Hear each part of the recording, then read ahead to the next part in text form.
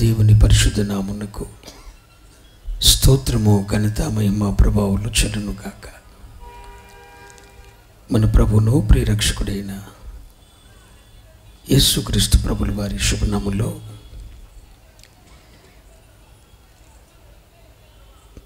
Telugu Baptist సంఘం వారు నిర్వహిస్తున్న ఈ రక్షణ స్వార్థ ఉద్యోగ కుటుంబంలో ఈ రాత్రి తండ్రి సంకల్పాన్ని బట్టి ఆయన సన్నిధికి సమకూర్చబడిన దేవుని జనాంగమైన మీ అందరికీ ప్రభు అయిన యేసుక్రీస్తు నామములో హృదయపూర్వకమైన ప్రేమ వందనాలు తెలియజేస్తున్నాను. అందరికీ ప్రేమ వందనాలు. మీ మధ్యన ఉన్న నేను ఒక భయంకరమైన విగ్రహారాధన భూయిష్టమైన కుటుంబంలో పుట్టినవాడిని. ఎలాంటి విగ్రహారాధన కుటుంబం అంటే,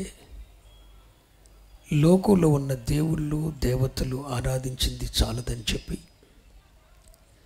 ఇంట్లో పుట్టి చనిపోయిన వారు సైతం ఇంటి ఎలువెలుపులయ్యారని వారి కొడుకు కూడా ఒక దేవాలయాన్ని కట్టి వారికి కూడా పూజలు పునస్కారాలు చేసే ఒక భ్రష్టమైన విగ్రహారాధన కుటుంబంలో పుట్టినవాడు.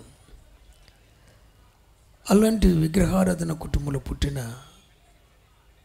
నా జీవితాన్నే కాకుండా మా కుటుంబ వ్యవస్థనంతటిని ప్రభు తన వైపు తిప్పుకోవటానికి ఒక భయానకమైన పరిస్థితుల గుండా దేవుడు మా కుటుంబాన్ని నడిపించాడు.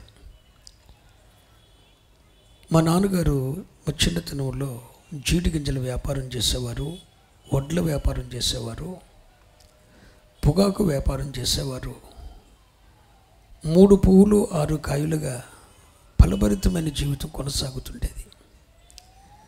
ఏం జరిగిందో తెలియదు కానీ ఒక్కసారిగా వ్యాపారాలన్నీ కుదేలైపోవటం, ఆర్థిక పరంగా కృంగిపోవటం, భయంకరమైన అప్పుల ఊబిలోకి నా కుటుంబ వ్యవస్థ అంతా దిగజారిపోయింది. ఎలాంటి పరిస్థితి కంటే పూట గడవని స్థితికి దిగజారిపోయింది. అలాంటి సమయంలో చిన్నతనంలో కుటుంబం ఒకవైపు ఆర్థికపరమైన ఇబ్బందులు గుండా ఎదుర్కొంటున్నప్పుడు, నా చిన్నతనంలో 3వ తరగతి చదువుతున్నప్పుడు మండుటి వేసవి కాలం. ఆ వేసవి కాలంలో చర్మం అంతా కూడా పేలింది. వేసవిలో చర్మం పేలుతుంది కదండి, అలా చర్మం పేలింది. పేలుడల్లో పోయి అది దురదగా మారింది. ఆ దురద వల్ల చర్మం బిగుతుగా మారిపోయింది. చర్మం బిగుతుగా మారి సన్నగా పగిలిపోవటం ప్రారంభమైంది. రోజులు గడుస్తున్న కొలది, వారాలు గడుస్తున్న కొలది పేలుడు దురదగా మారింది. దురద చర్మం బిగుసుకుపోయేటట్టు వచ్చేసింది. బిగుసుకుపోయినటువంటి చర్మం సన్నగా పగిలిపోవటం ప్రారంభమైంది. చిన్న పగుళ్ళల్లా పెద్ద పగుళ్ళుగా మార్చబడ్డాయి. ఆ పెద్ద పగుళ్ళలో నుండి చర్మం కాలితే ఏ విధంగా నీటి బొబ్బలు వస్తాయో అలాంటి నీటి బొబ్బలు పుట్టుకొచ్చాయి. వైద్యం జరుగుతూనే ఉంది. ఆ నీటి బొబ్బల స్థితికి పలసటి సీము రక్తం కారుతుండేది. ఆ నీటి బొబ్బలు ఎక్కడెక్కడైతే వచ్చాయో అక్కడ చర్మం నల్లగా కమిలిపోయి కండలుగా ఊడిపడిపోతుండేది. ఆ కండలుగా ఊడిపడిపోయిన సమయంలో ఆ కండలుగా ఊడిపడిపోయిన చోట ఎముకలు బయట కనపడుతుండేవి. ఆ ఎముకల మధ్యలో నుండి సన్నటి పురుగు బయటకు వస్తుంటే తీసి పారేసుకుంటూ ఉండేవాడిని. నాటు వైద్యం, ఎక్కడ ఏ వైద్యం ఉందంటే అక్కడికి పరుగులెత్తి నన్ను బాగు చేయించాలని ప్రయత్నం చేశారు. వల్ల కాలేదు. ఎక్కడికి వెళ్ళిన డాక్టర్లు చెప్పిన మాట ఏంటో తెలుసా? ఈ రోగానికి వైద్య శాస్త్రంలో మందు లేదు. ఇది 1,000,000 మందిలో ఒకరికి వస్తుంది. ఇది వచ్చిన వారు బ్రతకరు, చనిపోతారు. ఈ చర్మం మీద ఎవరికైతే వస్తుందో ఆ చర్మం తాకిడి, ఆ చర్మం ఇంకెవరు అంటుకున్నా వాళ్ళకు కూడా వచ్చేస్తుందని చెప్పేవాళ్ళు. అలా నా రోగానికే వైద్యం లేదని వైద్య శాస్త్రాలు చేతులెత్తేసాయి, వైద్యులు చేతులెత్తేశారు. నోయని నోములు లేవు, ఆరాధించిన దేవుడు లేడు. మేము ఆరాధించిన దేవుళ్ళు కానీ మేము నోసిన నోములు కానీ మాకు అక్కడికి రాలేదు. రోజులు గడిచిపోయినాయి, వారాలు గడిచాయి, నెలలు గడిచాయి, సంవత్సరాలు గడుస్తున్నాయి. చర్మం కుళ్ళిపోయి కండలుగా ఉడికి కింద పడుతుంటే ఎముకల మధ్య నుండి పురుగులు వస్తూ ఉండేవి. సమాజం అంతా కలిసి మా కుటుంబాన్ని వెలివేశారు. ఊరికి బయటగా సమాజం అంతా కలిసి మా కుటుంబాన్ని వెలివేశారు. మమ్మల్ని ఎవరు బజారుకి రానిచ్చేవాళ్ళు కాదు. ఆ రోగాన్ని బట్టి అలాంటి భయంకరమైన పరిస్థితిలో వైద్య శాస్త్రాలు, వైద్యులు మేము ఆరాధించిన దేవుళ్ళు మాకేం చేయలేదు. డాక్టర్లందరూ చేతులు ఎత్తేశారు. సావు కోతికి సిద్ధపడ్డాను, మరణ పడక మీద ఉన్నాను, చనిపోయానని చెప్పి ఆశ వదులుకొని సమాధికి సిద్ధపరుస్తున్న సమయంలో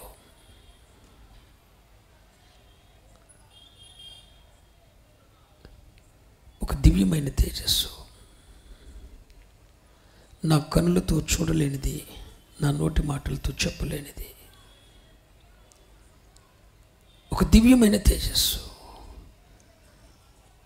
ఆకాశ గగనాల నుండి నా మీదకు దిగి రావటం చూస్తున్నాను. సరిగ్గా అది నా మీదకు దిగి వచ్చి నా ముఖం మీద చాచు కొట్టింది.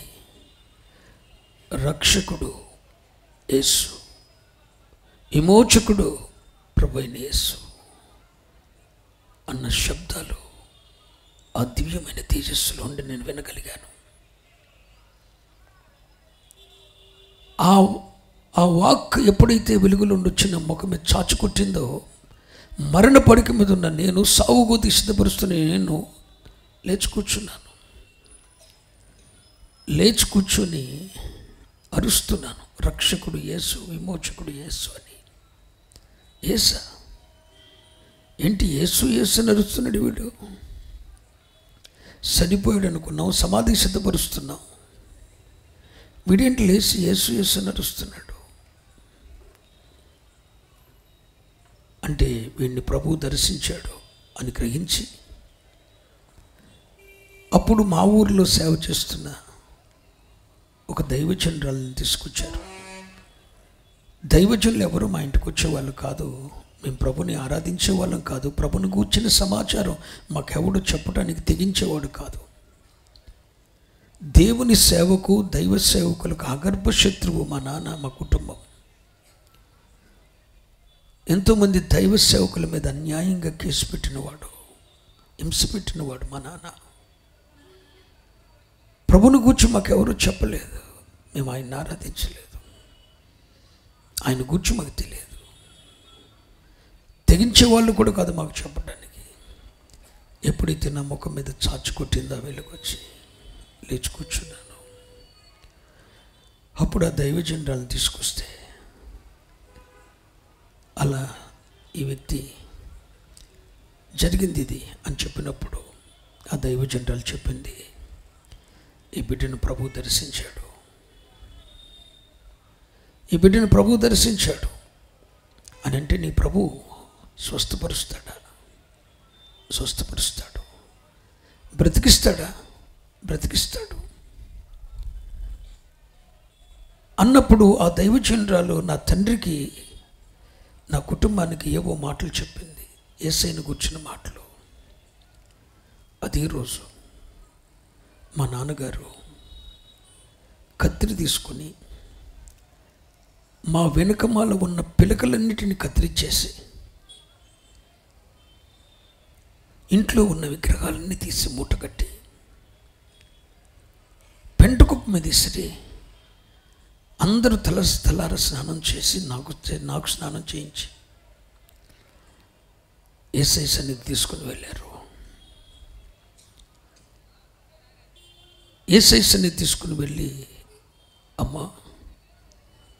ఈ బిడ్డ బ్రతికితే మందిరంలో సేవ చేయటానికి, సేవకుడిగా కాదు, మందిరాన్ని ఊడ్చి శుభ్రం చేసి దాన్ని బాగు చేయటానికి, మందిరంలో పరిచర్య చేయటానికి ఈ బిడ్డని ఇచ్చేస్తున్నాం. ఈ బ్రతికితే ఇక అంతే, మందిరంలో సేవ చేసుకుంటాడు, మా ఇంటికాడ తింటాడు, మందిరంలోకి వచ్చి సేవ చేస్తాడు అని మందిర సేవ కొరకు నన్ను అప్పచెప్పారు. మొక్కున్నారు. లేదు అంటే మంచి మరణం ఇమ్మని ప్రార్థన చేయండి. అప్పటికే శరీరం అంతా కుళ్ళిపోయింది, సీము రక్తం పుండ్లు, ఎముకలు బయట కనపడుతుండేవి. మంచి మరణమైన ఇమ్మని ప్రార్థన చేయండి. ఆ దైవజనురాలు చేతులుంచి ప్రార్థన చేశారు.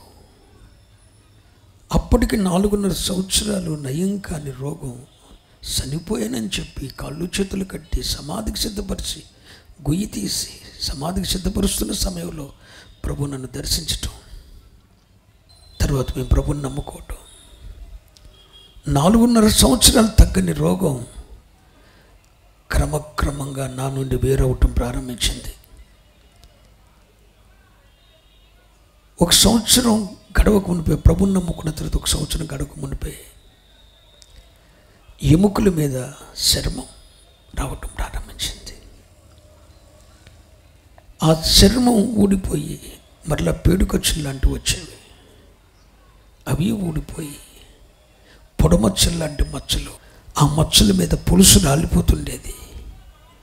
అలా గ్రాడ్యువల్గా మారుతూ మారుతూ మారుతూ మీ ముందున్న సాల్మన్గా దేవుడు నిలబెట్టాడు. ఈ తలంతా ఎర్రటి పుండు, ఈ చెవి దగ్గర 3 అంగుళాల లోతు గొయ్య, ఆ గోతులో నుండి పురుగులు బయటకు వస్తుండేవి. ఈ మోచేతులు, ఇవన్నీ నరాలు, ఎముకలు బయట కనపడుతుండేవి. అలాంటి పరిస్థితుల్లో ప్రభు నన్ను దర్శించి బాగు చేశాడు. అప్పుడు అన్యత్వంతో ఉన్న నేను, నా కుటుంబం ప్రభు తట్టు త్రిప్పబడటం జరిగింది. ఆ రోజుల్లో నాకు వచ్చిన రోగాన్ని బట్టి నన్ను ఎవరు స్కూల్కి రానివ్వలేదు, మా కుటుంబాన్ని వెలివేశారు. అన్ని పెద్ద చదివేం చదువుకోలేదు. అలా దేవుడు నన్ను బ్రతికించిన తర్వాత చిన్నతనం నుండి మందిరంలో సేవ కొరకు మా అమ్మ చెప్పింది. సేవకునికి మందిరానికి పరిచర్య చేయటం తప్ప మిగిలింది నాకేం తెలియదు, అదే లోకం.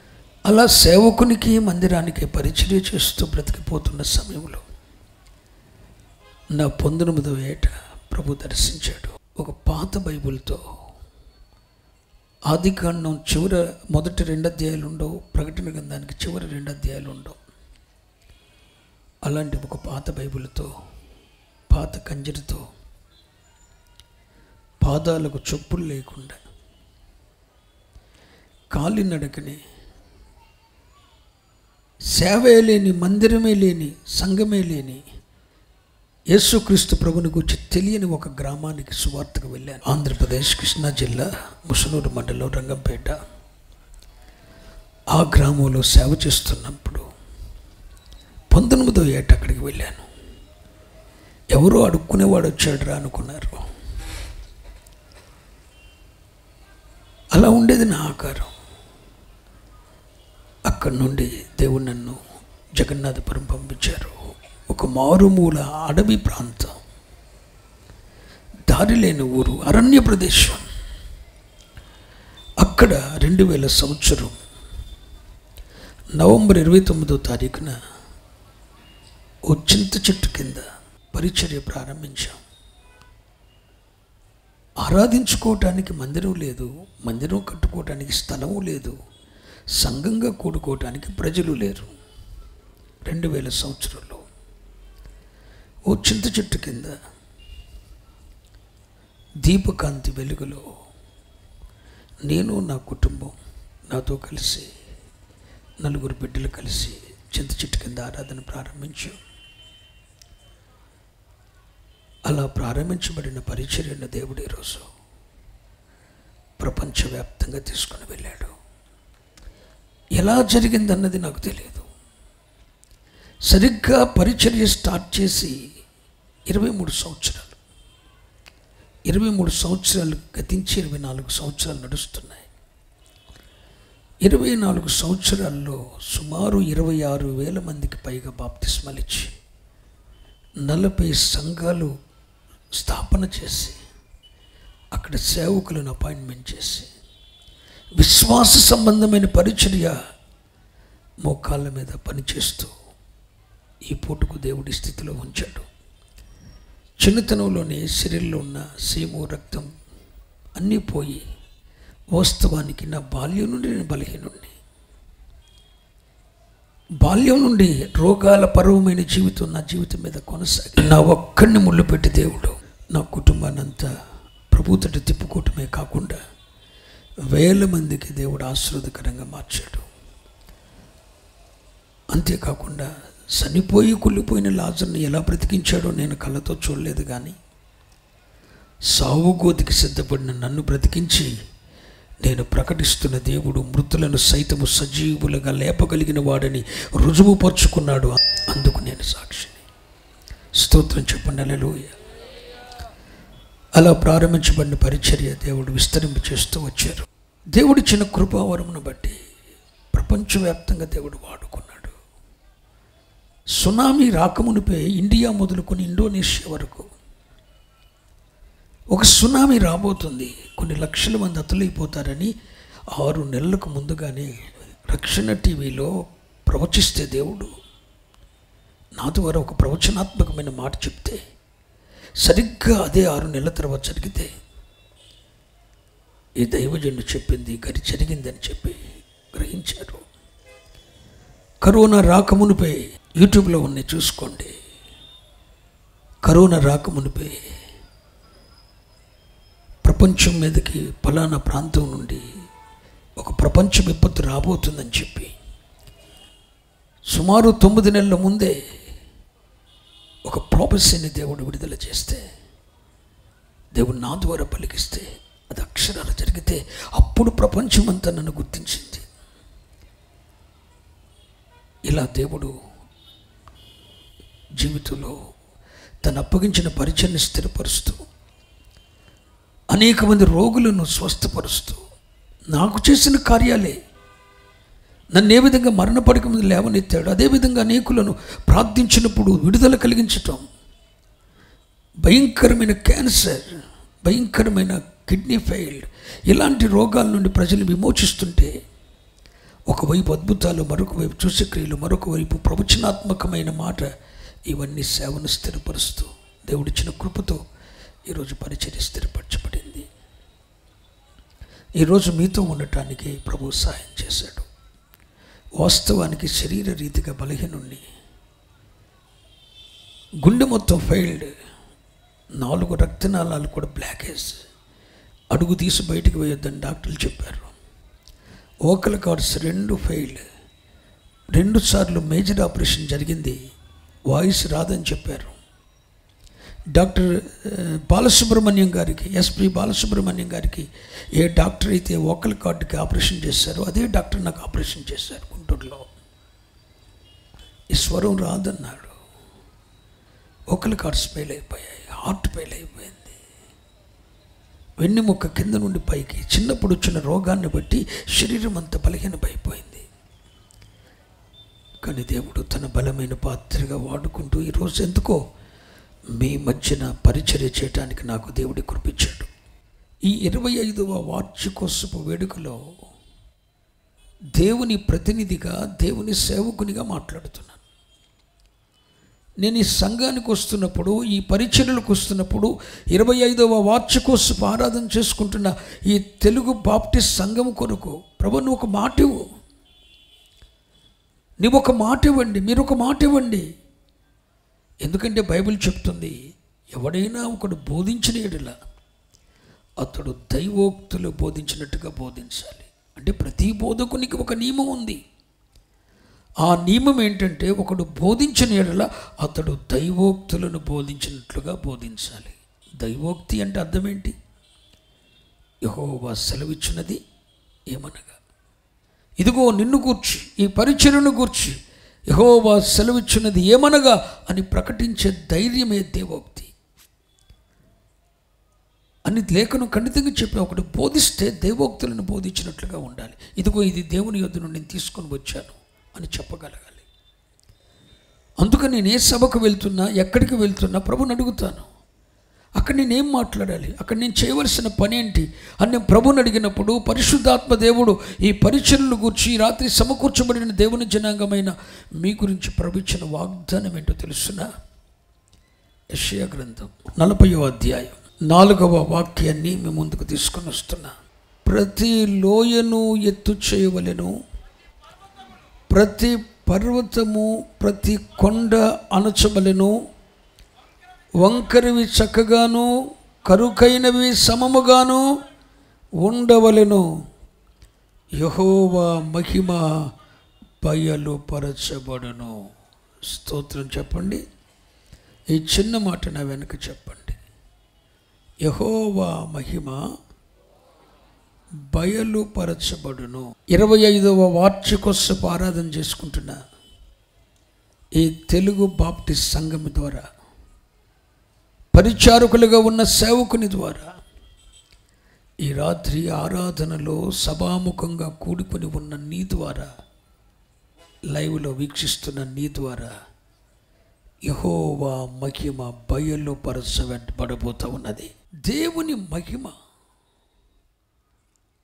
ఎంత ప్రభావం గలదో, దేవుని మహిమ ఎంతటి శక్తి మహోన్నతమైనదో నీ ద్వారా, నీ పరిచర్య ద్వారా, నీ కుటుంబం ద్వారా, నీ బిడ్డల ద్వారా దేవుడు బయలుపరచబోతున్నాడు. ఆమేన్. ఎవని బిడ్డ? నీ ద్వారా యెహోవా మహిమ బయలుపరచబడుతుంది. ఎప్పుడైతే నీ ద్వారా నీ మీద యెహోవా మహిమ బయలుపరచబడుతుందో, మనకు తెలిసిన వాక్యమేగా. యెషయా గ్రంథం 60వ అధ్యాయం, చూడుము జనములను చీకటి కమ్ముచున్నది, కట్టిక చీకటి జనములను కమ్ముచున్నది, కానీ యెహోవా మహిమ నీ మీద ఉదయిస్తుంది, నీ మీద కనబడుతున్నది. Praise the Lord. యెహోవా మహిమ నీ మీద కనబడుతుంది కనుక ఓ జనములు నీ యొద్దకు వస్తారు. ఆమెనని చెప్పండి. రాజులు నీ యొద్దకు వస్తారు. ఆమెనని చెప్పాలి. జనములు నీ యొద్దకు వస్తారు, రాజులు నీ యొద్దకు వస్తారు. నిన్ను వద్దనుకొని వెళ్ళిపోయినా నీ వారు మరలా నిన్ను ఎత్తుక్కుంటూ వస్తారు. సముద్ర వ్యాపారం చూశారు, నీ వైపు త్రిప్పబడుతుంది. సముద్ర వ్యాపారం ఉంది చూశారు, నీ వైపు త్రిప్పబడుతుంది. అన్యజనుల సొమ్ము నీ వశమవుతుంది. ఎప్పుడు? యెహోవా మహిమ నీ మీద, నీ ద్వారా బయలుపరచబడినప్పుడు జనములు నీ యొద్దకు వస్తారు, రాజులు నీ యొద్దకు వస్తారు. నిన్ను వద్దనుకుని వెళ్ళిపోయిన వారు మరలా నిన్ను ఎత్తుక్కుంటూ వస్తారు. సముద్ర వ్యాపారం. నువ్వే పనిలో ఉన్నావో, సేవా సంబంధమైన పని అయితే సేవ నీ తట్టు తిప్పబడుతుంది. వ్యాపారం అయితే వ్యాపారం నీ తట్టు తిప్పబడుతుంది. జనముల ఐశ్వర్యం, అన్యజనుల స్వాస్యం నీ సొంతమవుతుంది. దేవునికి మహిమ చెల్లును గాక. 25వ వసంతంలోనికి అడిగాడు. 27 సంవత్సరాలు ముగించుకొని మరొక నూతన సంవత్సరాలకు అడిగేడుతున్న ఈ పరిచర్యలకు దేవుడిస్తున్న వాగ్దానం, యెహోవా మహిమ బయలుపరచబడును. గుర్తుంచుకోండి. This is prophecy. ఒక ప్రవచనాత్మకమైన మాట చెప్తున్నాను. ఏమని బిడ్డ? నీ ద్వారా యెహోవా మహిమ బయలుపరచబడబోతున్నది. అయితే నువ్వేం చేయాలి? అక్కడ 4 కండిషన్స్ పెట్టాడు. నెంబర్ 1, 4వ వచనం, యెషయా గ్రంథం 40వ అధ్యాయం 4వ వచనం, ప్రతి లోయ ఎత్తు చేయవలెను. స్తోత్రం చెప్పండి. యెహోవా మహిమ నీ ద్వారా బయలుపరచబడును. దైవజనుడా, నీ ద్వారా యెహోవా మహిమ బయలుపరచబడబోతుంది. నీ పరిచర్య ద్వారా దేవుని మహిమ బయలుపరచబోతూ ఉన్నది. నీ ఆరాధన మూలంగా యెహోవా మహిమ బయలుపరచబోతుంది. ప్రభువునికి ఇచ్చిన సామర్థ్యమును బట్టి, ప్రభువునికి ఇచ్చిన తలాంతుల ద్వారా, కృపా వరముల ద్వారా యెహోవా మహిమ బయలుపరచబడబోతూ ఉన్నది. అప్పుడు జనములు నీ యొద్దకు వస్తారు, రాజులు నీ యొద్దకు వస్తారు, నిన్ను వద్దనుకొని పోయిన వారు నిన్ను ఎత్తుక్కుంటూ వస్తారు. అన్యజనుల స్వాస్యం నీ సొంతం అవుతుంది, వ్యాపారం నీ తట్టు త్రిప్పబడుతుంది. స్తోత్రం. మరి ఏం చేయాలి? నీ ద్వారా యెహోవా మహిమ బయలుపరచబడాలంటే నెంబర్ 1, ప్రతి లోయ ఎత్తు చేయవలెను. దీన్ని ఇలా చదువుకుందాం. ఇదే సువార్తల్లో ప్రభు అంటాడు, ఇక్కడ యెషయా భక్తుడు అంటాడు ప్రతి లోయ ఎత్తు చేయాలి అని ఉంది. కానీ సువార్తల్లోకి వెళ్తే ప్రభు అంటారు ప్రతి లోయ పూడ్చవలెను. ఆమేన్. ప్రైజ్ లా. ఎలా పూడ్చవలెను? ప్రతి లోయ పూడ్చవలెను. యెహోవా మహిమ నీ ద్వారా బయలుపరచబడబోతుంది కాబట్టి ప్రతి లోయ పూడ్చవలెను. లోయ పూడ్చవలెను అంటే అర్థం ఏంటి? నీ ఆధ్యాత్మిక జీవితంలో, నీ భక్తి జీవితంలో, నీ పరిశుద్ధ జీవితంలో, నీ విశ్వాస జీవితంలో కొన్ని లోయలు, కొన్ని పల్లాలు ఉన్నాయి, కొన్ని ఎలితులు ఉన్నాయి, కొన్ని కొదవులున్నాయి, కొన్ని లోటులున్నాయి. నీ ఆధ్యాత్మిక జీవిత పరిపక్వతకు, క్రీస్తు సారూప్యము నీ యందు ఏర్పడుటకు, నీవు పరిపూర్ణుడవు కాగోరట, నువ్వు పరిపూర్ణుడవగుటకు, సంపూర్ణ సిద్ధి నొంది మహిమగల రాకడలో ఆ ప్రభువు మేఘారూఢుడై వచ్చినప్పుడు ఆయన ఎదుట నిలువబడుటకు, ఆయన సారూప్యము నీలో కలుగుటకు ఏ లోతులున్నాయి, ఏ కొదువులున్నాయి, ఏ పల్లాలున్నాయి? నీ భక్తి జీవితంలో, నీ ఆధ్యాత్మిక జీవితంలో ఎన్ని లోటులున్నాయో, ఎన్ని పల్లాలున్నాయో, ఎన్ని గోతులున్నాయో, ఎన్ని లోటులున్నాయో, ఎన్ని కొదువులున్నాయో వాటన్నిటిని నువ్వు పూడ్చాలి. కొదువులన్నీ అట్టగే పెట్టుకొని మహిమ బయలుపరచబడాలి అని కోరుకుంటే అవివేకం అవుతుంది. జీవగ్రంథములో ఎన్ని వాగ్దానములైనను అవన్నీ క్రీస్తు యేసునందు మన జీవితంలో మనకు అవును నీకే అన్నట్టుగా ఉన్నవి. ఎన్ని వాగ్దానాలైనా జీవగ్రంథములో కొన్ని 100,000 వాగ్దానాలు ఉన్నాయి. ఆ 1000 వాగ్దానాలు అవి ఎన్ని అయినా, ఎవరికి ఇచ్చినవైనా క్రీస్తు యేసునందు ఆ వాగ్దానములన్నీ నీ జీవితంలో నీకే జరుగును, అవును అన్నట్టుగా ఉన్నాయి. అయితే వాగ్దానాన్ని జీవితంలో నెరవేర్చబడాలంటే ఈ సంవత్సరం ఒక వాగ్దానం ఇస్తున్నాడు దేవుడు. నీ ద్వారా యెహోవా మహిమ బయలుపరచబడబోతుంది. ఈ పరిచర్యల ద్వారా యెహోవా మహిమ బయలుపరచబడబోతా ఉన్నది. ఈ వాక్యం వింటున్న నీ ద్వారా ఆయన మహిమ బయలుపరచబడబోతా ఉన్నది. రాజులు నీ పాదధూళి నాకటానికి వస్తారు, రాజులు నీకు పాలిచ్చు దాదీలుగా ఉంటారు. జనముల ఐశ్వర్యం నీ యొద్దకు ఒడ్డు మీద పొర్లి పారు ప్రవాహము ఏ విధంగా వస్తుందో పల్లానికి, అలా నీ యొద్దకు పారి వస్తుంది. జలములు ప్రవాహం వలె ఒడ్డు మీద పొర్లి పారు వచ్చు ప్రవాహం వలె జనముల ఐశ్వర్యం నీ యొద్దకు వస్తుంది. నిన్ను వద్దనుకొని పోయిన వారు నిన్ను ఎత్తుకుంటూ వస్తారు. యెహోవా మహిమ నీ ద్వారా బయలుపరచబడబోతుంది. అయితే నువ్వేం చేయాలి? ప్రతి లోయను పూడ్చవలెను. లోయ అని యెషయా గ్రంథంలో ఉంది, సువార్తల్లో పల్లము అనుంది. ప్రతి లోయను ఎత్తు చేయవలెనని యెషయా గ్రంథంలో ఉంది, సువార్తల్లో ప్రతి పల్లము పూడ్చవలెననుంది. ఓ నా సోదరుడా, సోదరి, నీవు భక్తి జీవితంలో, విశ్వాస జీవితంలో పరిపూర్ణుడవటానికి, సంపూర్ణ సిద్ధి పొందటానికి, క్రీస్తు సారూప్యముని యందు ఏర్పడటానికి ఎన్ని లోయలున్నాయి, ఎన్ని కొదవలున్నాయి, ఎన్ని ఎలితులున్నాయి, వాటన్నిటిని నువ్వు పూడ్చగలవా? ఒక యవనస్తుడు, పైగా అతడు అధికారి, అంతేకాదుండయి అతడు ఒక ధనవంతుడైన అధికారి. అతడు ఎవడంటే యవనస్తుడు. మరలా చెప్తున్నా, ఒక ధనవంతుడైన గొప్ప అధికారి యవ్వన కాలంలో ప్రభు యొద్దకు వచ్చాడు పరిగెత్తుకొని.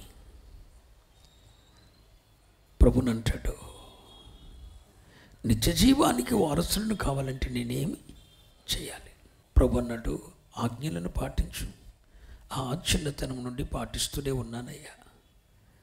అయితే నీవు పరిపూర్ణము కాగోరని ఎడల ఇంకా నీకొకటి చెప్పండి, కొదువగా ఉంది. నీ జీవితంలో కొదువేంటి? పరిశుద్ధ గ్రంథములో, ప్రకటన గ్రంథములో 7 సంఘాలు ఉన్నాయి కదండి. ఆ 7 సంఘాలకు 7 నాయకులు ఉన్నారు కదండి. ఆ 7 సంఘాల నాయకుల్లో ఒక సంఘ నాయకునితో ప్రభు మాట్లాడుతూ అంటాడు, పరిశుద్ధ గ్రంథంలో ఉండి ప్రకటన గ్రంథం 3వ అధ్యాయం 14వ వచనం తరువాత 17వ వచనం చదువుతున్నాను, వినండి. లవోదికయలో ఉన్న సంఘపు దూతకు ఇలాగు రాయము. 16వ వచనం, నువ్వు వెచ్చగానైనను చల్లగానైనా ఉండక నులివెచ్చగా ఉన్నావు కనుక నేను నిన్ను నా నోట నుండి ఉమ్మివేయను ఉద్దేశించాను. నీవు దౌర్భాగ్యుడవును, దిక్కుమాలిన వాడవును, దరిద్రుడవును, గుడ్డివాడవును, దిగంబరుడవై ఉన్నావని ఎరుగక నేను ధనవంతుడను, ధనవృద్ధి చేసి ఉన్నాను, నాకేమీ కొదువలేదని చెప్పుకొనుచున్నావు. ఇక్కడ లవోదికయ సంఘపు దూత, లవోదికయ సంఘపు పాస్టర్ గారితో ప్రభు చెప్తున్నాడు, ఓ లవోదికయ సంఘ దైవజనుడా, ఓ లవోదికయ సంఘ కాపరి, ఓ లవోదికయ సంఘపు దూత, నీలో ఎన్నో కొదువులున్నాయి. నీవు దరిద్రుడవు, దిక్కుమాలిన వాడు, దౌర్భాగ్యుడవు, గుడ్డివాడు. కానీ ఇన్ని లోట్లు పెట్టుకొని నేను ధనవంతుడను, నేను ధనవృద్ధి చేసుకుంటున్నాను, నాకేమి కొదువు లేదని నీవు చెప్పుకొనుచున్నావు. ఈ లవోదికయ సంఘ దూతలో ఎన్ని లోట్లున్నాయి, ఎన్ని లోట్లు ఉన్నాయండి ప్రభు చెప్తున్నాడు.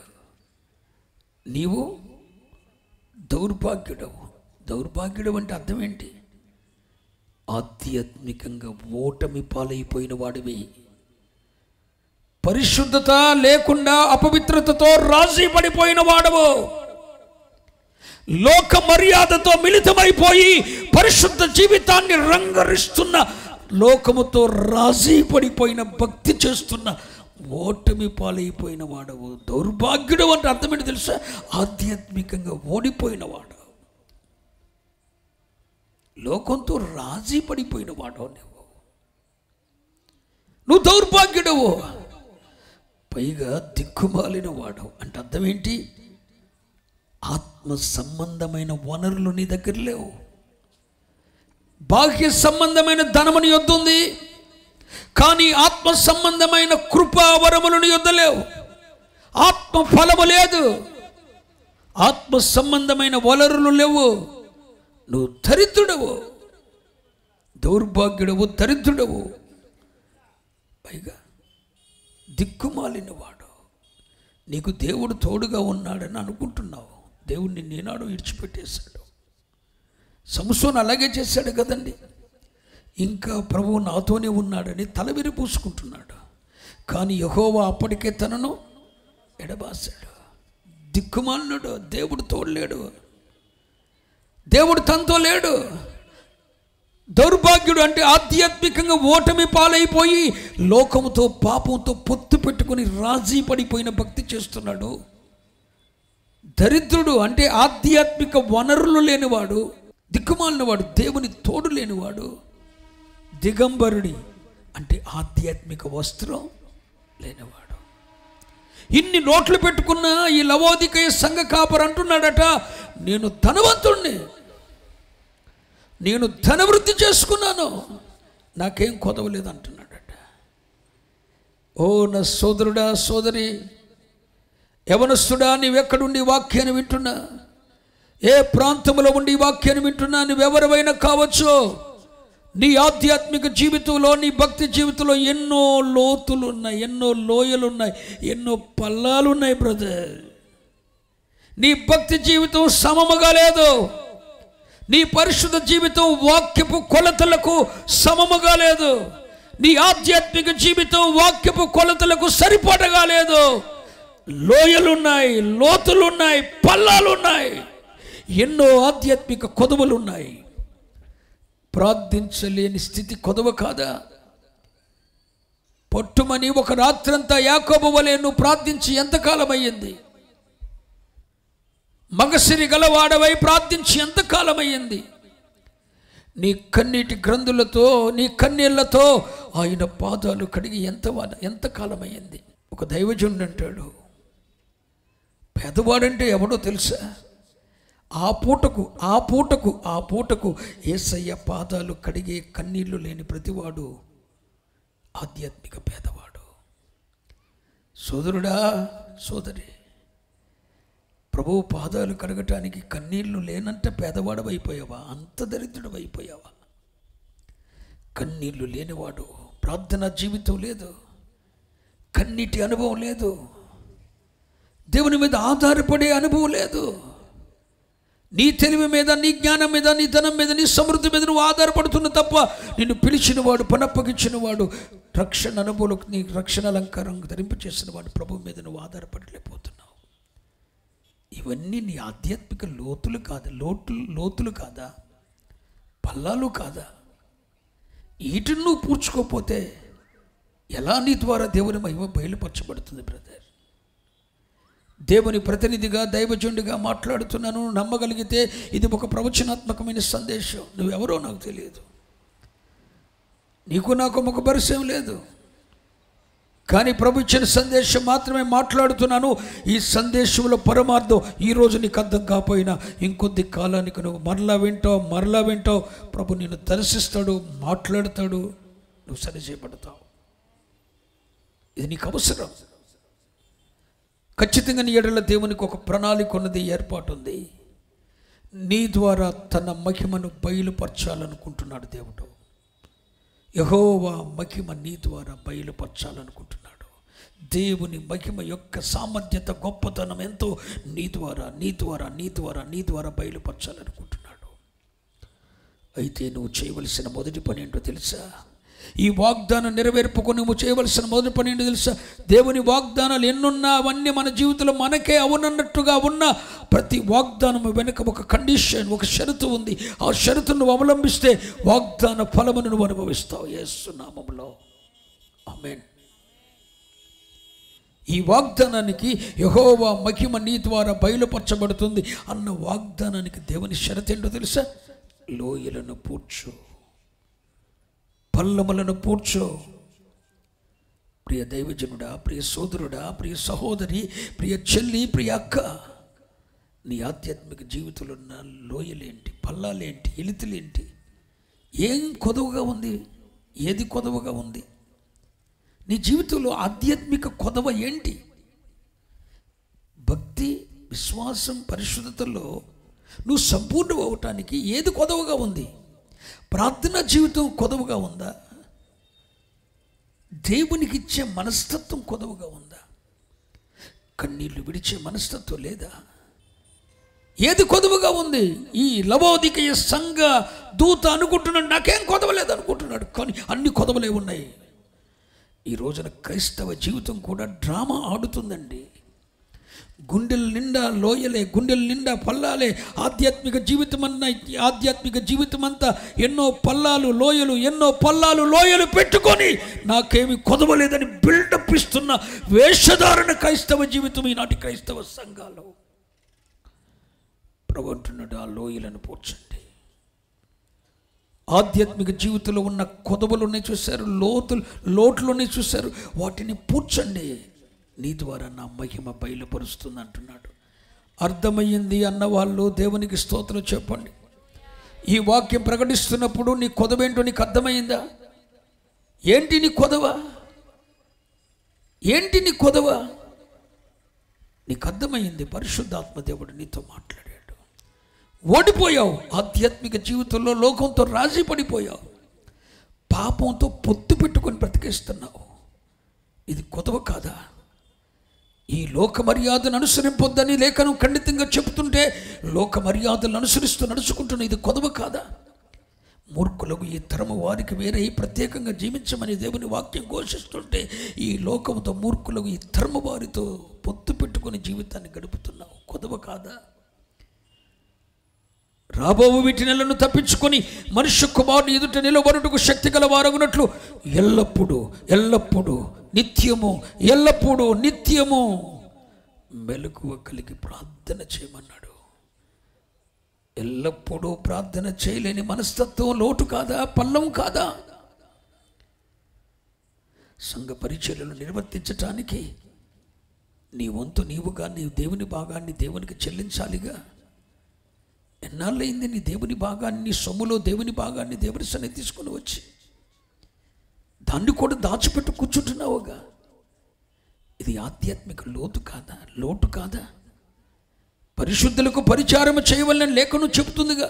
నీకు యాజకత్వం చేస్తున్న, నీకు సేవకత్వం చేస్తున్న, నీ కొరకు పూటపడి చేతులెత్తి ప్రార్థిస్తున్న ఆ పరిశుద్ధులకు, నీ సంఘ నాయకులకు, నీ ఆత్మీయ తల్లిదండ్రులకు పరిచర్య చేసి వారికి ఆతిథ్యం ఇచ్చి ఎంతకాలమైంది? పరిశుద్ధులకు ఉపచారం చేసి ఈ లోయలన్నీ గుంటలు పడిపోయాయి. ప్రతి లోయను పూడ్చండి, ప్రతి పల్లాన్ని పూడ్చండి, పరిశుద్ధ జీవితము సమముగా చేయండి. మనం ఏం చేసినా, ఆరాధించినా, పాట పాడినా, వర్తమానం చెప్పినా వాక్యపు కొలతకు సమముగా ఉండాలి. వాక్యపు కొలతకు సమము కానిది ఏది దేవుడు యాక్సెప్ట్ చేయడు. మనం తృప్తి పడటమే. యెహోవా మహిమ బయలుపరచబడుతుంది. ఖచ్చితంగా ఈ తెలుగు బాప్టిస్ట్ సంఘం ద్వారా దేవుడు తన మహిమను బయలుపరచబోతున్నాడు. మరి ఏం చేయాలి? లోయలను పూడ్చండి, పల్లములను పూడ్చండి. ఆమెను చెప్పండి. ఇక రెండోది, అదే యెషయా గ్రంథం 40వ అధ్యాయం. యెషయా గ్రంథం 40వ అధ్యాయం 4వ వచనం. ప్రతి లోయను ఎత్తు చేయవలను, ప్రతి పల్లమును పూడ్చవలను. ప్రతి పర్వతమును, ప్రతి పర్వతము, ప్రతి కొండను అణచవలను. మన జీవితంలోనేమో కొన్ని లోయలు ఉన్నాయి, కొన్ని ఏమో ఎక్స్ట్రాలు ఉన్నాయి. ఏంటి? పర్వతాలు, కొండలు ఎక్స్ట్రాలు ఉన్నాయి. ఇవేమో ఉండకూడదు, ఉండాల్సినవేమో లేవు. ఒక క్రైస్తవ జీవితానికి, ఆధ్యాత్మిక జీవితానికి ఉండవలసినవేమో లేక లోయలయ్యాయి, పల్లాలయ్యాయి. ప్రభు అంటాడు, ఆ లోయల్ని పూడ్చండి రా బాబు అంటున్నాడు. నీ దగ్గర ఆత్మీయునిగా, రక్షింపబడిన వానిగా, నూతన జన్మను పొందిన వానిగా నీ దగ్గర ఉండాల్సినవి లేవు. అయ్యేంటి పూడ్చుకో, నా మహిమ బయలుపరచబడుతుంది అంటున్నాడు. ఇక రెండోది ఏంటి? ప్రతి పర్వతము, ప్రతి కొండ అణచవలెను. ఈ కొండ, పర్వతం అంటే ఏంటో తెలుసా? అవి మన జీవితంలో ఉండకూడదు. ఉండవలసిన వాటికన్నా చాలా ఎక్స్ట్రా ఉన్నాయి, టూ మచ్గా ఉన్నాయి. ఈ పర్వతాలేంటి? ఈ కొండలేంటి? ఈ పర్వతాలు, కొండలు ఏంటండి? అవి మన జీవితంలో ఉండకూడదు. అవి దేవుని పిల్లలకు తగవు. మరి అవేంటి? ఆ పర్వతాలు ఏంటి? ఉండకూడని పర్వతాలు ఏంటి? యేసయ్య ఒక రోజున పరిశీలితో చెప్పాడు. ఏమని తెలుసు? మత్తయి సువార్త 23వ అధ్యాయము 6-7 వచనాలు. విందులలో అగ్రస్థానములను, ఏంటి? విందులలో అగ్రస్థానం, సమాజ మందిరములలో అగ్రపీఠములు, సమాజ మందిరములలో అగ్రపీఠములు, వందనములను మనుషుల చేత. దేవునికి స్తోత్రం చెప్పండి. హల్లెలూయా. మనం కోరుకుంటున్న అగ్రస్థానాలు, మనం కోరుకుంటున్న అగ్రపీఠాలు, గౌరవ మర్యాదలు, స్వాతిశయం, డంబం, పొగడ్తలు, హెచ్చించుకొనుట, ఇవన్నీ మన జీవితంలో ఉన్న కొండలండి. ఈ మన జీవితంలో ఉండకూడదు. జీవపు డంబం. నేను కాబట్టి దీన్ని చేయగలిగాను, నా వలన ఇది అవుతుంది, నేను కాబట్టి పరిచర్యకి ఎంత ఇచ్చాను, నా వలన కాబట్టి ఇది జరిగింది. ఇదేంటి బ్రదర్? జీవపు డంబం. ఇది నీ జీవితంలో ఈ పర్వతం ఉండొచ్చా? నేను నేను నేను అనే ఈ పర్వతం, నా నా నా అనే పర్వతం, స్వ అతిశయం, స్వాడాంబికం, స్వాతిశయం, స్వాడాంబికం, మనల్ని మనమే హెచ్చించుకోవటం, వీధులలో, విందులలో అగ్రస్థానాలు కోరుకోవటం, పెద్ద పీఠాలు కోరుకోవటం, ఇవన్నీ ఏంటండి? అవి మన జీవితంలో ఉండకూడని పర్వతాలు. ఈ రాత్రి వాక్యం వింటున్న నీ జీవితంలో ఉండకూడని పర్వతం ఏముంది?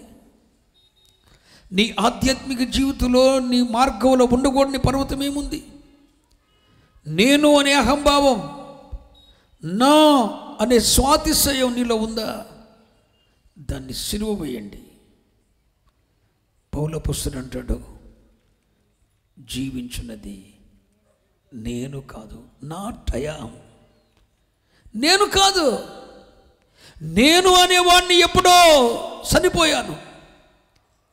దమస్కు మార్గములో దేవుని చేత పట్టబడిన రోజునే నేను చనిపోయాను. ఇప్పుడు జీవించేది నాట్ ఐ యామ్. నేను కాదు, నేను కాదు.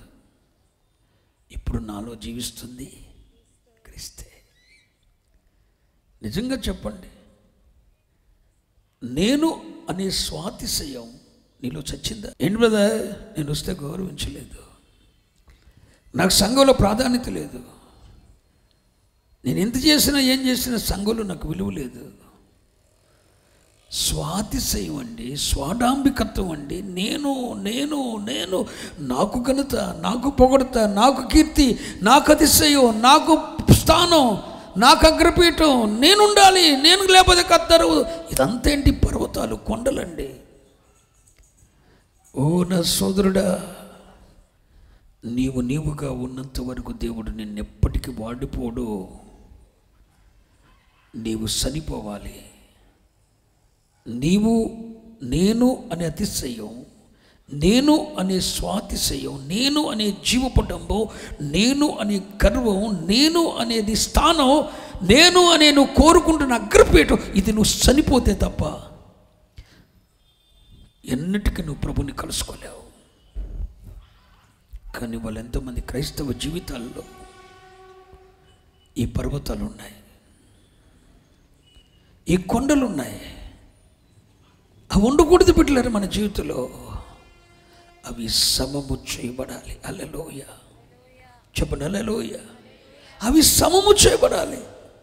ఎక్కడ ఎక్కడ ఎక్కడ నేను అనేది కనపడినట్లుగా, ఎక్కడ నీవు అనే వ్యక్తివి కనపడకుండా మనము భోజనం చేసినను, పానం చేసినను, మరేమి చేసినను అది దేవునికి మహిమ రావటానికి మాత్రమే మనం చేసేవారమై ఉండాలి. దేవునికి మహిమ చెల్లునుగాక. ఈ స్వాతిశయం అనే పర్వతాలు, ఈ కొండలు సమం చేయండి. లేకపోతే అది నీ ఆధ్యాత్మిక జీవితంలో ఆయాసాన్ని కలిగిస్తాయి, దుఃఖాన్ని కలిగిస్తాయి. ఒక రోజున డాంబికులు దేవుని సన్నిధిని నిలువనేరు. నేను అనే ఈ అతిశయ గర్వం నీ ఉన్న స్థానం నుండి నిన్ను పతనం చేస్తుంది. వద్దు బిడ్డ, ఇంతవరకు నువ్వు దేన్ని కోరుకుంటున్నావో, నాకు ఘనత రావాలి, నాకు విలువ రావాలి, నాకు స్థానం కావాలి,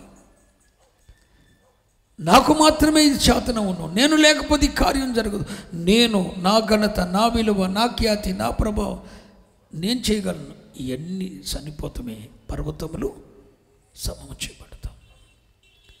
ఇలాంటి పర్వతములు సమము చేయబడితే నీ జీవితంలో ఉండకూడని ఏ పర్వతం ఉందో, నీ ఆధ్యాత్మిక జీవితంలో, నీ మార్గంలో, విశ్వాస యాత్రలో, నీ మార్గంలో ఉండకూడని ఏ పర్వతం ఉందో అది అది అణచవలెను. లోయలేమో పోర్చవలెను, పర్వతాలేమో అణచవలెను. నేల మట్టు వరకు అణచబడాలి. యేసయ్య నేల మట్టుకు వరకు వంగి ఒక పాపిని రక్షించటానికి నేల మీద ఏవో రాస్తున్నాడు. ఒక పాపిని పాప శిక్ష నుండి రద్దు చేయటానికి ప్రభువైన యేసుక్రీస్తు వారు నేల మట్టుకు వరకు వంగి నేల మీద ఏవో రాస్తున్నాడు. ఆయన సర్వాధికారి అయిన దేవుడై ఉండి దేవునితో సమాన స్థాయి, సమాన మహిమ, సమాన వైభవం, సమాన కిరీటం, సమాన సింహాసనం కలిగిన వాడై ఉండి ఒక పాపిని పాపపు శిక్ష నుండి రద్దు చేయటానికి నేల మట్టు వరకు వంగి నేల మీద ఏవో రాస్తున్నాడు. ఓ నా సోదరుడా, తగ్గించుకోగలవా? నీలో ఉన్న గర్వం అనే పర్వతాన్ని, స్వాతిశయం అనే పర్వతాన్ని, జీవపు డంబము డాంబికం అనే పర్వతాన్ని నేలమట్టు వరకు అనసగలవా? నేలమట్టు వరకు తగ్గగలవా? ఆ పర్వతాన్ని, కొండను సదును చేయగలవా? యెహోవా మహిమ నీ ద్వారా నీ మీద బయలుపరచటానికి సిద్ధముగా ఉన్నది. హల్లెలూయా. ఆయన మహిమ బయలుపరచబడుతుంది కనుక లోయను పల్లమును పూడ్చండి, పర్వతములను, ప్రతి పర్వతాన్ని అణచండి. అదే అధ్యాయం ఇంకొంచెం ముందు మాట చూద్దాం. ప్రతి పర్వతము అణచవలెను, వంకరవి చక్కగాను, వంకరవి చక్కగాను, చక్కగా. ఏంటి? వంకరవి చక్కగా, వంకరవి చక్కగా, వంకరవి చక్కగా చేయండి. వంకరవి అంటే ఏంటి?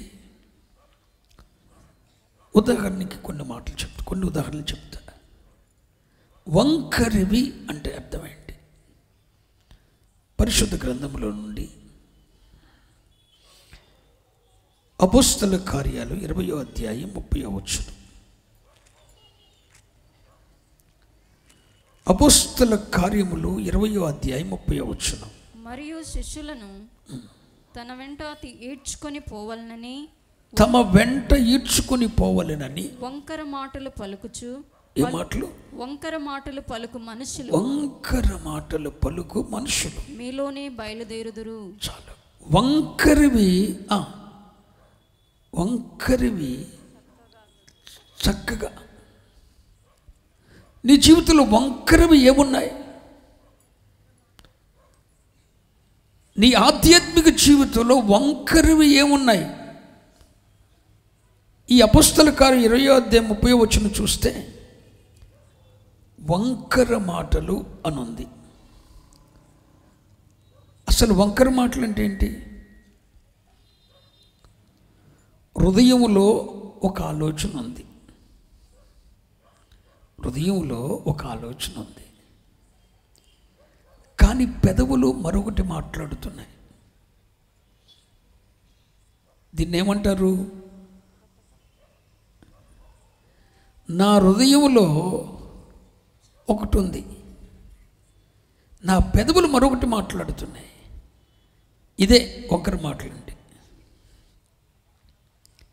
ఈ వంకరవి ఏం చేయాలి? సమం చేయబడాలి. వంకర మాటలు పలుకుతున్నారట. వంకర మాటలు అంటే ఏంటండి? హృదయములో ఉన్న ఆలోచన ఒకటి, పెదవులు మాట్లాడుతున్నది మరొకటి. ఉదాహరణ చెప్తాను. 2 దినాలుగా మేము వచ్చిన యవన బిడ్డలు, కుమార్తెలు, తిరుపతి నుండి వచ్చిన బిడ్డలు కీర్తన, సంకీర్తన మీ మధ్యన పాటలు పాడుతూ ఆరాధన చేస్తున్నారుగా. వాళ్ళ ఆత్మీయ బిడ్డలు, వాళ్ళ ఆత్మీయ స్థితి ఎంత గొప్పదో మీకు తెలుసా? మంచి ఆత్మీయ బిడ్డలు. వారి విశ్వాసాన్ని కాపాడుకుంటూ అడుగులేస్తున్న యవన బిడ్డలలో లోకమాన్యులు అంటకుండా ఈ రోజుకి, రేపటి సంగతి నాకు అనవసరం, ఈ రోజుకి లోకమాలిన్యం అంటకుండా పవిత్ర జీవితాన్ని జీవిస్తున్న బిడ్డలు. అలాంటి బిడ్డలు ఈ మధ్యన 2 దినాలు పరిచర్య చేశారు. నా మీటింగ్స్లో నేను ఆ బిడ్డలను వాడుకుంటాను. 1000 మంది ప్రజలు వస్తారు, పెద్ద పెద్ద మీటింగ్స్ జరుగుతాయి. వాళ్ళ ఆత్మీయ స్థితిని బట్టి నేను నా బిడ్డలను వాడుకుంటాను. ఆ బిడ్డల గురించి ఉదాహరణ చెప్తున్నా. నా హృదయంలో మంచి అభిప్రాయం లేదు అనుకోండి. నా హృదయంలో మంచి అభిప్రాయం లేదు. మంచి అభిప్రాయం లేకుండా వారిని గూర్చి నా హృదయంలో చెడ్డ అభిప్రాయం ఉంది, కానీ నా పెదవులు మంచి మాటలు పలుకుతున్నాయి. దీన్ని ఏమంటారు? వంకర మాటలు అంటారు. కానీ వాస్తవానికి చెప్తున్నా, ఆ బిడ్డల గురించి నేను కనపరుస్తాను. ఇద్దరిని. మంచి ఆత్మీయులు తమ విశ్వాసాన్ని కాపాడుకుంటున్న బిడ్డలండి. నన్ను గూర్చి హృదయంలో నీకు ఒకటి ఉంది ఆలోచన, పై మాటలు ఇంకొకటి మాట్లాడుతున్నావు వంకర. నీ భర్తను గూర్చి హృదయంలో ఒక ఆలోచన ఉంది, నీ పెదవులు మరొకటి మాట్లాడుతుంది వంకర మాటలు. హృదయపు ఆలోచన ఒకటి, మాటలు ఒకటి అయితే ఇది వంకర అయింది. ఇలాంటి వంకర మాటలు నీ జీవితంలో ఉన్నాయేమో బిడ్డ, ఆత్మీయునిగా నీకు తగదో చక్క చేసుకో. యెహోవా మహిమ నీ మీద బయలుపరచబడుతుంది. వంకర చూపులు ఉన్నాయి బైబిల్లో, వంకర మార్గాలు ఉన్నాయి. అసలు అపోస్తలుల కార్యం 2:40 చూస్తే ఈ తరమే వంకరది అని ఉంది. ఈ తరం వంకరది. చూడండి అపోస్తలుల కార్యాలు 2వ అధ్యాయం. ఇంకను అనేక విధములైన మాటలతో సాక్ష్యమిచ్చి మీరు మూర్ఖులకు ఈ తరము వారికి, మూర్ఖులకు ఈ తరం అన్న చోట మూల భాషలో ఏముందా చదువు? వంకరైన. మూల భాషలో ఏముంది? ఈ తరమే వంకరదంటండి. ఈ తరమే వంకర, మార్గాలు వంకర, మాటలు వంకర. తిన్నని మార్గాన్ని విడిచిపెట్టాడు ఎవడు? బేయేరు కుమారుడైన బిలాము. ఒక దైవజనుడు, ఒక ప్రతిష్ఠితుడు, ఒక అపోస్తలుడు, ఒక ప్రవక్త, ఒక ఉపదేశి, ఒక సంఘ కాపరి, ఒక బోధకుడు నడవలసిన మార్గం ఒకటి ఉంది. ఉపదేశ క్రమం అనే మార్గం గుండా నడవాలి. అపోస్తలుడైనా, కాపరైనా, ఉపదేశకుడైనా, సువార్తికుడైనా, బోధకుడైనా దేవుడు ఒక మార్గాన్ని ఉంచాడు. ఆది అపోస్తల ఉపదేశ క్రమం అనే మార్గం, అది తిన్నని మార్గం. ఆ తిన్నని మార్గం గుండా నడవలసిన బిలాము తిన్నని మార్గాన్ని విడిచిపెట్టి తప్పు త్రోవలు నడిచాడండి. ఇంటడు బంగారానికి ఆశపడి విశ్వాస జీవితాన్ని పాడు చేసుకున్నాడండి. తిన్నని మార్గాన్ని విడిచిపెట్టాడు, వంకర మార్గంలోకి పోయాడు. ఇంటడి బంగారానికి ఆశపడి ఎంతోమంది కుటుంబాలు కూలిపోవడం గల కారణం ఏంటో తెలుసా? తిన్నని మార్గాన్ని విడిచిపెడుతున్నారు. నీ దాంపత్య జీవితంలో నీ భార్యతో సుఖించు, తినని మార్గం. నీ భర్తతో సుఖించు, తినని మార్గం. కానీ వంకర మార్గంలోకి వెళ్ళి దాన్ని అనుభవించొద్దు. అక్రమ సంబంధం అనే వంకర మార్గం, ఆ మార్గంలోకి వెళ్ళి నువ్వు సుఖాన్ని అనుభవించొద్దు. నువ్వు సంపాదించడానికి దేవుడు ఒక మార్గాన్ని ఇచ్చాడు. కష్టపడు, సంపాదించు. దేవుని భాగాన్ని దేవునికి ఇవ్వు. ప్రభుత్వానికి కట్టాల్సిన పన్ను ప్రభుత్వానికి కట్టు. నువ్వు అనుభవించాల్సింది నువ్వు అనుభవించు. ఇది దేవుని నియమము. నువ్వు కష్టపడు, సంపాదించు. దేవుని సొమ్ము దేవునికి, కైసరి సొమ్ము కైసరికి. దేవునికి వలసిన భాగం దేవునికి, ప్రభుత్వానికి కట్టాల్సిన పన్ను ప్రభుత్వానికి, నువ్వు అనుభవించాల్సిన నువ్వు అనుభవించు. తిన్నని మార్గం. చాలా మంది క్రైస్తవులు దేవునికి ఇవ్వాల్సింది దేవునికి ఇవ్వరు, ప్రభుత్వానికి కట్టాల్సిన ఇన్కమ్ ట్యాక్స్ ప్రభుత్వానికి కట్టరు. తినని మార్గం కాదు అది, వంకర మార్గం. అక్రమంగా సంపాదించడం వంకర మార్గం. అక్రమ సంబంధం వంకర మార్గం. హృదయములలో ఒకటి పెట్టుకొని నోటితో మరొకటి పలకటం వంకర మాటలు. అందుకని పేతురు అపోస్తలుడు అంటాడు, మూర్ఖులకు ఈ తరము వారికి అంటాడు. ఈ తరమే వంకరది అంటాడు. అయితే ప్రభు అంటాడు, నీ ద్వారా నా మహిమ బయలుపరచబడుతుంది కనుక వంకరవే చక్కగా చేయండి. హల్లెలూయా. ఓ ఈ రాత్రి దేవుని మాటలు వింటున్నా నా ప్రియ దేవుని జనాంగమా, నీ మాటల్లో వంకర ఉందా? సమము చేయి, చక్కగా చేయి. వంకర మాటలు మాట్లాడొద్దు. మీ మాటలు అవునంటే అవును, కాదంటే కాదు. మీ మాటలు అవునంటే అవును, కాదంటే కాదు. అంతే, స్ట్రైట్గా మాట్లాడండి. నీ దేవుడు ఆకాశం మందు ఉన్నాడు, నువ్వు భూమి మీద ఉన్నావు. నీ మాటలు కొద్దిగా ఉండాలి, స్ట్రైట్గా మాట్లాడండి. అవునంటే అవును, కాదంటే కాదు. వంకర మాటలు మాట్లాడద్దు. వంకర మాటలు ఉన్నాయా? సమం చేసుకో, చక్క చేసుకో. వంకర మార్గాల్లో సుఖాన్ని అనుభవిస్తున్నావా? వద్దో, చక్కగా చేసుకో. వంకర మార్గాల్లో సంపాదిస్తున్నావు? వద్దో, చక్క మార్గం చేసుకో. ఎందులో వంకర ఉంది? నీ మాటలోనా, నీ క్రియలోనా, నీ తలంపుల్లోనా, నీ నడవడికలోనా? దాన్ని నువ్వు చక్క చేసుకో. అప్పుడు యెహోవా మహిమ నీ ద్వారా బయలుపరచబడుతుంది. యెహోవా మహిమ నీ ద్వారా బయలుపరచబడుతుంది. కాబట్టి నెంబర్ 1, ప్రతి పల్లము, అందరూ చెప్పాలి, ప్రతి పల్లం పూడ్చవలెను. నెంబర్ 2, ప్రతి కొండ ప్రతి పర్వతం అణచవలెను. నెంబర్ 3, వంకరైనవి చక్క చేయాలి. నెంబర్ 4, అది యెషయా గ్రంథం 40వ అధ్యాయం.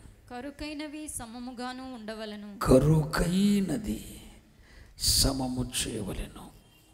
ఏంటి కరుకైనది? కరుకైనవి అంటే అర్థం ఏంటి తెలుసా? నీ జీవితంలో ఇతరులను బాధ పెట్టేవి, నొప్పి తగిలించే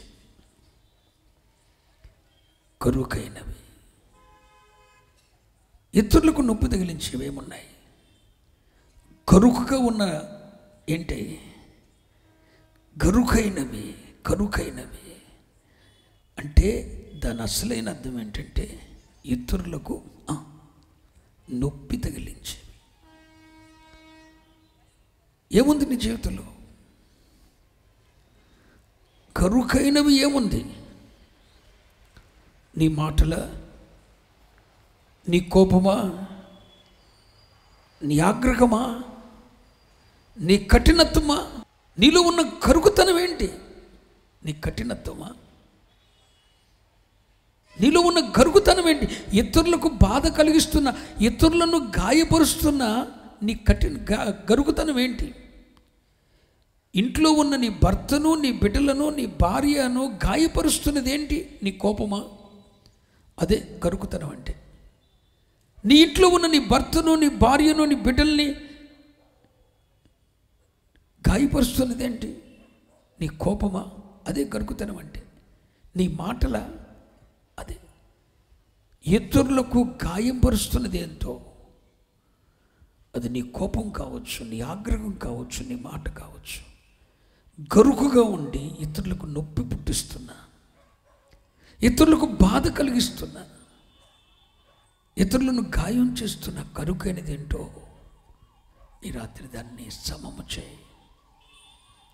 గరుకైన దాన్ని నున్నవిగా చేయండి. నున్ననిగా. ఎలా నున్ననవుతుంది గరుకు రాయి? జలము రాళ్లను అరగదీస్తుంది. దేవుని వాక్యమనే జలముతో, దేవుని వాక్యమనే జలములో ఆ రాయిని పొర్లనివ్వండి. ఆ కరుకైన రాయి నున్ననిదిగా మార్చబడుతుంది. ఆ నున్నని రాయి గొల్లియాతును బోర్ల పట్టడానికి ఆయుధంగా మార్చబడుతుంది. స్తోత్రం చెప్పండి. మరి నీలో ఉన్న కరుకుతనం ఏంటి బిడ్డ? నీ మాటలు ఇతరులు గాయపరుస్తున్నాయా?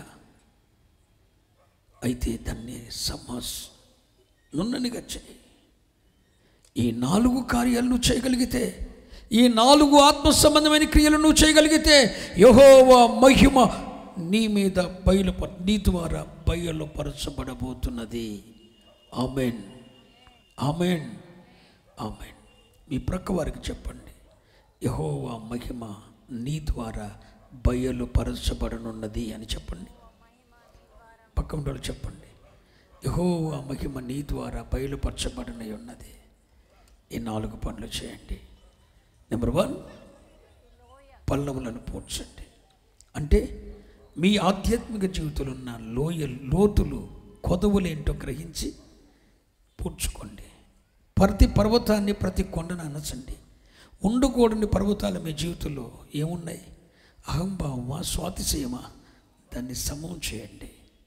3, వంకరవి తిన్న చేయండి.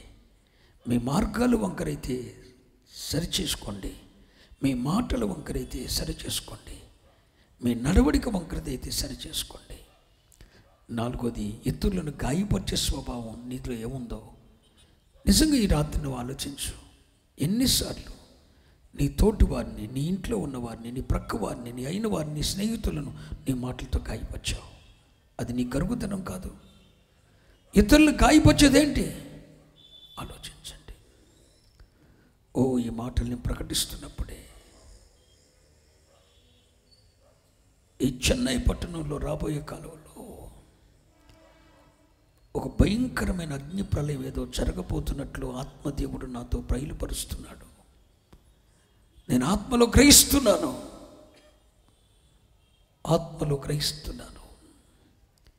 ఈ వాక్యోపదేశం చేస్తూ ఉండగానే అగ్ని వలన తీరని నష్టం ఈ పట్టణంలో జరగబోతూ ఉంది. అగ్ని వలన తీరని నష్టం ఈ పట్టణంలో జరగబోతూ ఉంది. అందులో నీ ఉండకూడదని ప్రార్థన చేసుకో. ఆ విపత్తు నుండి దేవుడు తప్పించాలని ప్రార్థన చేసుకో. ఆత్మలో నేను చూస్తున్నాను, ఆత్మలో చూస్తున్నాను. ఎగసిపడుతున్న భవనాలే తగలడిపోతున్న అనుభవాన్ని నేను చూస్తున్నాను. ఏదో భయంకరమైన క్రియ జరగబోతూ ఉంది. జాగ్రత్త పిల్లలారా, జాగ్రత్త. ప్రభు త్వరలో రాబోతున్నాడు. నీ ద్వారా యెహోవా మహిమ బయలుపరచబడబోతూ ఉన్నది. నీ ద్వారా, ఈ పరిచర్య ద్వారా బయలుపరచబడుతుంది. 25వ వార్షికోత్సవ ఆరాధన చేసుకుంటున్నా ఈ సంఘానికి వాగ్దాన వచనంగా ఈ మాటను ప్రకటిస్తున్నాను. ఈ పరిచర్యల ద్వారా యెహోవా మహిమ బయలుపరచబడును. యెహోవా మహిమ బయలుపరచబడును. ఈ దైవజనుడు ఇమ్మానుయేల్ గారి ద్వారా, వారి పరిచర్యల ద్వారా, వారి కార్యవర్గం ద్వారా యెహోవా మహిమ చెన్నై పట్టణమునకు బయలుపరచబడును. నీ ద్వారా యెహోవా మహిమ బయలుపరచబడును. కృప కలుగునుగాక, కృప కలుగునుగాక, కృప కలుగునుగాక. ప్రార్థన చేసుకుందాం, ప్రార్థన చేసుకుందాం. అందరూ లేచి నిలబడతారా? 2 నిమిషాలు ప్రార్థన చేసుకుందాం. 2 నిమిషాలు ప్రార్థనలు చేసుకుందాం. 2 నిమిషాలు ప్రార్థన చేసుకుందాం. అందరూ తల్ల పైకెత్తి, మీ చేతుల పైకెత్తి అల్లాడిస్తూ హల్లెలూయా స్తోత్రం. అయ్యా, నాలో ఉన్న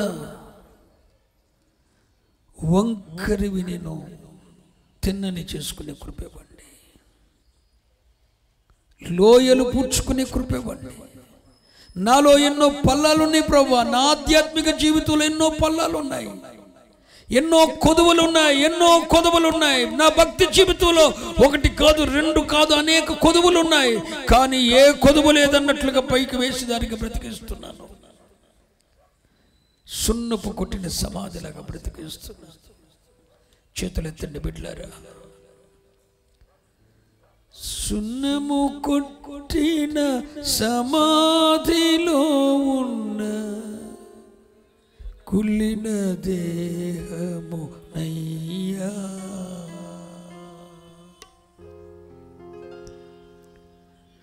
సున్నము కొట్టిన సమాధిలో ఉన్న కుళ్ళిన దేహము నయ్యా, యథార్థత కరువై వేషధారణ అలవాటైపోయినది, నాకు అలవాటైపోయినది. సుందరరావు గుండెల నిండా వేదనతో, కలవరాలతో కొట్టుబడుతున్నావు. సమాధాన స్థితికి నా దేవుని హస్తం తేవటాన్ని నడిపిస్తుంది. సుందరరావు, కలవరపడద్దు, కృప పొందుకుంటున్నావు. తేజ సుందరుడా, నీ ఎట్లా దేవుని ఉన్నతమైన ప్రణాళిక ఉన్నది. నీవు దేవుని తట్టు తిప్పబడబోతున్నావు, కార్యాన్ని చూడబోతున్నావు.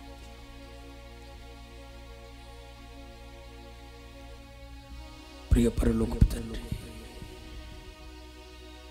ఈ రాత్రి నీ ప్రజలను మీరు దర్శించారు, ఆత్మకార్యం చేశారు.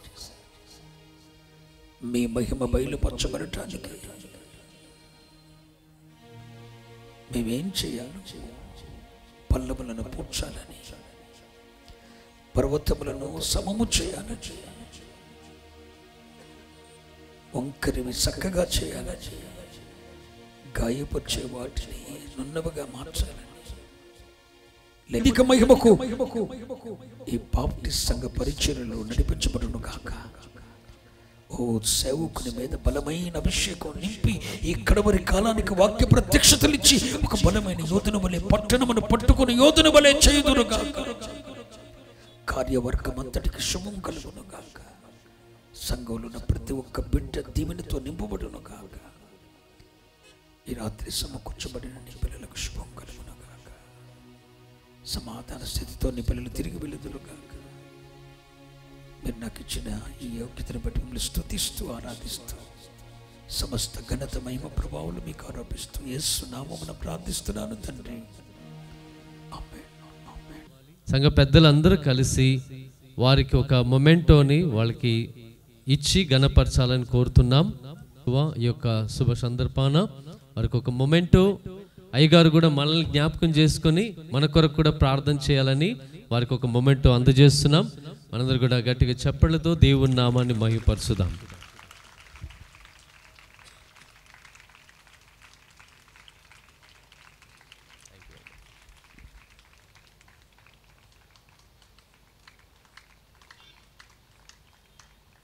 దేవునికి స్తోత్రం. ప్రార్థన చేసుకుని చివరి ఆశీర్వాదముతో ఈ కూడికను మనం ముగించుకుందాం. అందరూ తలలు వంచి ప్రార్థించుకుందాం.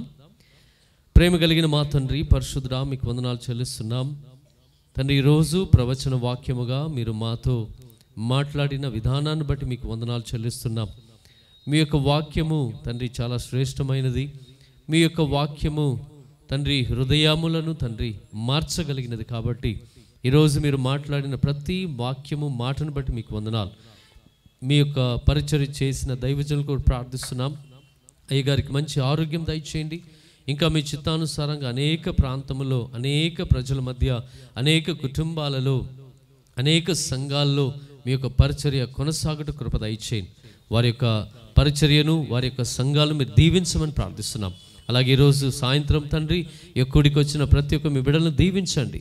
ఇతర సంఘాల నుండి వచ్చిన దైవ సేవకులు సంఘ కాపరులు వారిని కూడా ఆశీర్వదించండి. వారి సంఘాలను కూడా దీవించండి. అయ్యా తండ్రి ప్రతి ఒక్కరిని బలపరచండి, ఆశీర్వదించండి. యేసుక్రీస్తు నామమున ప్రార్థిస్తున్నా మా ప్రియ పరలోకపు తండ్రి. ఆమేన్. ఆమేన్. దేవుని యొక్క ఆశీర్వాదము, మన తండ్రి యొక్క దేవుని యొక్క ప్రేమయు, ప్రభు అయిన యేసుక్రీస్తు కృపయు, పరిశుద్ధాత్మిక నడిపింపు సహవాసం ఈరోజు ఈ కూడికలకు వచ్చిన ప్రతి కుటుంబమునకు, ప్రతి సంఘమునకు, ప్రతి సేవకులకు దేవుని రాకడ ఎల్లప్పుడూ సదాకాలం తోడై నడిపించును గాక. ఆమేన్. నా ప్రాణమా యెహోవాను సన్నిధించుము, నా అంతరంగ సమస్తమా పరిశుద్ధ నామమును సన్నిధించుము. నా ప్రాణమా యెహోవాను సన్నిధించుము, ఆయన చేసిన ఉపకారములను దేనిని మరువకము. ఆమేన్. ఆమేన్. హల్లెలూయా. హల్లెలూయా.